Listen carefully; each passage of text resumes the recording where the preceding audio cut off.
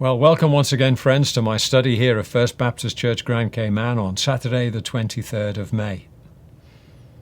It must be best part of 50 years ago as a young Christian that in a series of articles, month after month, I was intrigued by this 26th verse in the 23rd chapter of Proverbs. The writer had so much to say, most of which I've well forgotten, I'm sad to say. But it was based around this meditation. My son, give me your heart, and let your eyes keep to my ways.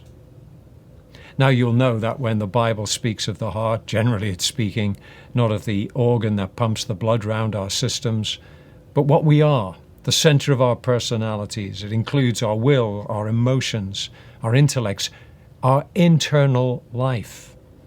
And Proverbs has a lot to say about the heart. About 80 times or thereabouts, it talks about the heart. It's possible to have an anxious heart, a sick heart. It's possible to have a merry heart and a trusting in the Lord heart. And as we come here into this wider biblical story, we're called by the Lord our God to love him with all our hearts. However, who can say, as Proverbs 20 verse 9 says, who can say I've kept my heart pure? I have kept my heart pure and I am clean and without sin. Well, the answer is, of course, if we're honest, none of us can say that. Spiritually, you see, every person in the world has heart disease.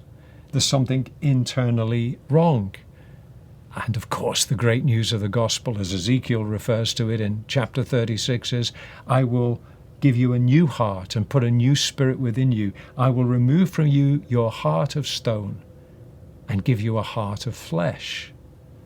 That's what Christians mean about being born again, of getting not just a new start, but a new heart to start with. The heart of stone towards God removed, and a heart of flesh by God's mercy and grace being brought into us, a new nature. However, of course, it's not immediately clear in the context of Proverbs who's asking for the heart. Often the father is addressing his son. My son, give me your heart. But if, of course, the father here is Solomon, well, why would you want to give your heart to such a character as that particular flawed individual? Others think it's a general call from the living God himself. My son, my child, give me your heart. And of course, there's a great deal to be said for that interpretation. Have you given your heart to Christ? Have you yielded yourself to him? And if the answer is no, then the great news of salvation is today is the day of salvation. The Lord calls you to give him yourself. And of course, if you have, then the daily obligation is to keep giving our hearts afresh to him. The 18th century hymn writer, who was really started his journey to faith having heard the great evangelist George Whitefield, Robert Robinson, went on when he was only 22 years of age, just a couple of years after he came to personal faith, wrote a hymn that is a great favorite here at First Baptist Church. Come, thou fount of every blessing, tune my heart to sing thy praise. And the last verse rather plaintively says, prone to wonder, Lord, I feel it, prone to leave the God I love. Here's my heart. O take and seal it.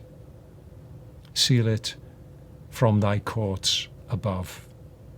And today, as we get into the day, let's ensure that we've given our hearts anew and afresh to Christ, so that in his mercy and grace we may be empowered to live for others' benefit and his glory today. Amen.